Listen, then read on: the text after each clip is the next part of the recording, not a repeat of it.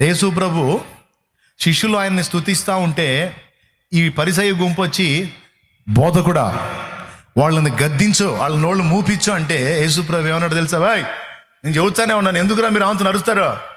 రాయ్ రాయ్ రాయ్ నేనేలే, ఎందుకు అరుస్తున్నా? వాదేవాగ్ అన్నాడా? యేసుప్రభు ఏమన్నాడు తెలుసా? తొందరపడి మీరు వాళ్ళ నోళ్ళు మూపించకండి. వాళ్ళు పొరపాటున నోళ్ళు మూసారనుకో, ఈ రాళ్ళు కేకలేయటం మొదలు పెడతాయి, ఈ రాళ్ళు స్తుతించడం మొదలు పెడతాయి. మీరు తొందరపడి వాళ్ళ నోళ్ళు మూయించొద్దు. మూయిస్తే మీ కొంపలే అంటుకుంటాయి. మనుషుల నోళ్ళు మూతబడితే శిలలో కేకలు వేస్తాయి, బండలు అరుస్తాయి. సర్వ ప్రకృతిలోని సకల చరాచర జీవకోటి నన్ను సన్నుతిస్తుంది.